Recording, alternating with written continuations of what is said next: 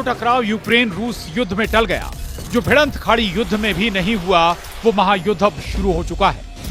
America रूस के युद्ध का माहौल बन गया है। इस बार सुपर पावर से बचना नामुमकिन है। डोनाल्ड ट्रंप की टेंशन 3 गुना हो गई है। एक तरफ यूक्रेन जल रहा है, दूसरी तरफ इजराइल दहल रहा है।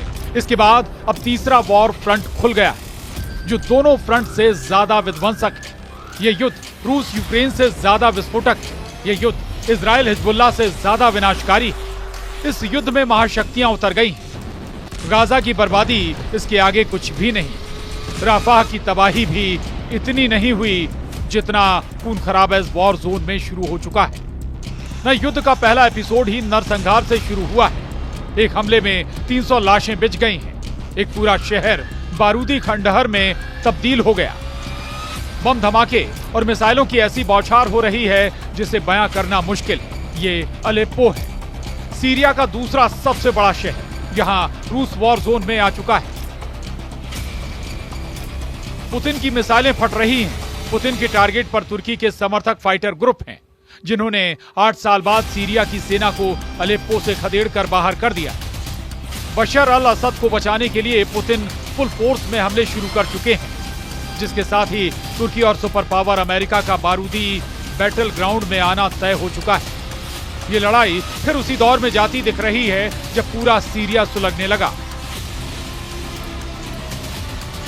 सीरिया में सब कुछ अचानक और अविश्वसनीय तरीके से घट रहा है, जिसके चलते कौन किससे युद्ध कर रहा है, कौन किसके लिए युद्ध कर रहा है, ये समझना आसान नहीं। कई देश, कई फाइटर ग्रुप और कई वर्ल्ड लीडर का टकराव है ये। सीरिया के अखाड़े में तुर्की नुसरा फ्रंट, जिसे अब हयात तहरीर अल शाम कहते हैं, उसके विद्रोही लड़ाकों को शह दे रहा है। हयात तहरीर अल शाम सीरिया के राष्ट्रपति बशर अल असद से युद्ध लड़ रहा है, जिन्हें प्रेसिडेंट पुतिन का सबसे खास माना जाता है। ईरान और इराक और अरब देशों के मिलिशिया फाइटर ग्रुप बशर अल असद के समर्थन में युद्ध में कूदने का ऐलान कर चुके हैं। इजराइल सीरिया में हिजबुल्लाह फाइटर के खिलाफ हमले कर रहा है, जो बशर अल असद के समर्थक हैं। इजराइल के लिए अमेरिका इस वॉर जोन में है और नेटो सदस्य तुर्की को भी सुपर पावर का फुल सपोर्ट। खेमेबंदी कुछ वैसी ही है जैसी हिजबुल्लाह और हमास जंग की। फर्क बस इतना है कि सीरिया में अमेरिका और रूस का डायरेक्ट दखल है, यानी जो टकराव यूक्रेन युद्ध में टल गया वो फाइनल स्टेज पर पहुंच चुका है। पहला हमला तुर्की की शह पर हयात अल तहरीर लड़ाकों ने किया था, जिसका जवाब देने में रूस ने देर नहीं लगाई। अब पलटवार की बारी तुर्की की है, जिसका प्लान बेहद खौफनाक है। एर्दोआन का प्लान क्या है? क्यों स्वयंभू खलीफा की वॉर प्लानिंग ने खाड़ी के शिया बाहुल देशों में खलबली मचा दी? जाने उससे पहले अलेप्पो से आ रहे अपडेट पर गौर करिए। सीरिया में तुर्की की मदद से विद्रोही गुटों ने 4 दिन के भीतर अलेप्पो शहर के ज्यादातर हिस्सों पर कब्जा कर लिया है। CNN की रिपोर्ट के मुताबिक शनिवार तक आसपास के गांव पर कब्जा कर चुके लड़ाके से आगे बढ़ चले हैं। अलेप्पो पर कब्जे के बाद लड़ाके सड़कों पर हवाई फायर कर नागरिकों को घरों के भीतर रहने के आदेश दे रहे हैं। अलेप्पो में कब्जे के बाद लड़ाके दक्षिण में हामा प्रांत की ओर बढ़ गए। उत्तरी और सेंट्रल हामा के 4 कस्बों पर भी विद्रोहियों ने कब्जा कर लिया। अलेप्पो के कुछ हिस्सों पर कुर्दिश लड़ाकों ने भी कब्जा कर लिया है। पिछले हफ्ते तक जो इलाके असद की सेना के कंट्रोल में थे, उनमें से कुछ इलाकों पर अब कुर्द लड़ाकों का कब्जा है। ईरान, हिजबुल्लाह और सीरियाई सेना लेबनान में हथियार सप्लाई कर रहे हैं, जिसे इजराइल हर कीमत पर रोकेगा। משך הפסקת האש תלוי במה שיתרחש בלבנון. בהבנה מלאה עם ארצות הברית, אנחנו שומרים על חופש פעולה צבאי מלא. אם חיזבאללה יפר את ההסכם וינסה להתחמש, אנחנו נתקוף. प्रेसिडेंट बशर को बहुत जल्द समझना होगा कि वो आग से खेल रहे हैं। मतलब भीषण युद्ध का माहौल बना हुआ है, क्योंकि फाइटर ग्रुप सिर्फ मोहरा है। असल में ये युद्ध एर्दोआन अमेरिका के इशारे पर लड़ रहे हैं। एर्दोआन ने ऐसे मौके को कैश किया है जिसके बारे में ना ईरान ने सोचा, ना ही रूस ने। ईरान मौजूदा वक्त में इजराइल के साथ युद्ध में फंसा हुआ है। वहीं बशर अल असद के दूसरे सबसे बड़े करीबी पुतिन इन दिनों यूक्रेन जंग में उलझे हुए हैं। रूस ने यूक्रेन से निपटने के लिए अपने ज्यादातर एयर डिफेंस सिस्टम और फाइटर जेट सीरिया से निकाल लिए। उधर इजराइल युद्ध में फंसे होने की वजह से हिजबुल्लाह फाइटर भी बशर अल असद का साथ नहीं दे पा रहे हैं। तुर्की के लिए बशर अल असद के तख्ता पलट का सबसे अच्छा मौका हाथ आया, जिस पर अर्दवान आगे बढ़ चुके हैं।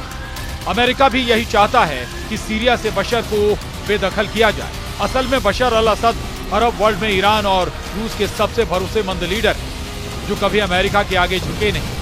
न ही तुर्की के एर्दोआन को बशर अल असद ने ज्यादा तवज्जो दी है। साल 2020 में तुर्की और रूस के बीच एक समझौता हुआ था और इसके बाद सीरिया के उत्तर पश्चिम में लड़ाई रुक गई थी। लेकिन रूस को युद्ध में फंसा देख अब तुर्की ने अपना दांव चल दिया है। ईरान ने आरोप लगाया है कि इजराइल और अमेरिका ने तुर्की के अभियान को फुल सपोर्ट दे रखा है, जिसके बाद रूस ने अगले 72 घंटे में बशर अल असद को ज्यादा सैन्य सहायता भेजने का ऐलान कर दिया है। जहां तक अलेप्पो के आसपास के हालात का सवाल है, ये सीरिया की संप्रभुता पर हमला है। रूस इस बात का पक्षधर है कि सीरिया अलेप्पो में जल्द अपना नियंत्रण हासिल करे।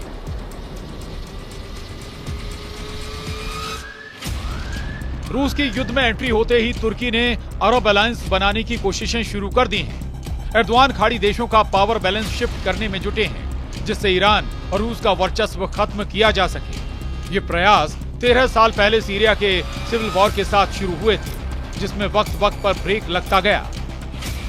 2011 में अरब क्रांति के साथ ही सीरिया में गृह युद्ध की शुरुआत हुई थी। सत्ता पर काबिज बशर अल असद सरकार के खिलाफ फ्री सीरियन आर्मी ने युद्ध शुरू किया था, जिसमें आगे चलकर अमेरिका, रूस, तुर्की, ईरान और सऊदी अरब भी शामिल हुए। साल 2020 के सीज़फायर समझौते के बाद युद्ध तो रुका, लेकिन खूनी झड़प चलती रही। इस बीच एक दशक तक चले गृह युद्ध में 3 लाख से ज्यादा लोग मारे गए। सीरिया के सभी बड़े शहर युद्ध त्रासदी में खंडहर बन गए, लेकिन ना बशर टस से मस्त हुए, ना ही तुर्की और अमेरिका को कुछ हासिल हुआ। बशर अल असद का दबदबा प्रेसिडेंट पुतिन और ईरान के समर्थन से आज भी कायम है, मगर कितने दिन तक कायम रह पाएगा इसकी कोई गारंटी नहीं, क्योंकि अमेरिका बशर को बख्शने के मूड में नहीं, ना ही इजराइल। तुर्की, इजराइल और अमेरिका का गठजोड़ सीरिया में पुतिन को सीधी टक्कर दे सकता है। साल 2015 में जिस तरह तुर्की ने रूस के जंगी जेट को मार गिराया था, उसी तर्ज पर युद्ध लड़ने का प्लान है। तब तुर्की की एयरफोर्स ने अमेरिका से मिले फाइटर जेट F-16 से रूस के Su-24 का शिकार किया था। यह हमला सीरिया के जबल तुर्कमेन में किया गया, जिसमें रूस का फाइटर पायलट मारा गया। इसके बाद शुरू हुए रेस्क्यू ऑपरेशन में रूस के मरीन कमांडो की मौत हो गई थी। पुराने पैटर्न पर तुर्की सीरिया में वॉर शुरू कर चुका है, जहां हथियार अमेरिका के हैं, लड़ाके सीरिया के विद्रोही हैं, इजराइल का बैकअप है और टारगेट पर बशर अल असद आर्मी। तुर्की के लिए चुनौती सिर्फ पुतिन है, जिनके मोर्चे पर आते ही अमेरिका हरकत में आ चुका है। रूस अमेरिका के हथियारों की टक्कर होने लगी है। नाटो सदस्यों का रुख अभी क्लियर नहीं है, मगर नाटो के फैसले होते वही हैं जो अमेरिका चाहता है। सुपर पावर सीरिया युद्ध में मिली शिकस्त को भूला नहीं है। पुतिन से पुराना हिसाब चुकाने के लिए युद्ध में डायरेक्ट एंट्री ले सकता है। ऐसे हालात में एटमी धमाके की शुरुआत होगी। महाशक्तियों के परमाणु बमों का विस्फोट कई देशों के लिए हानिकारक होगा।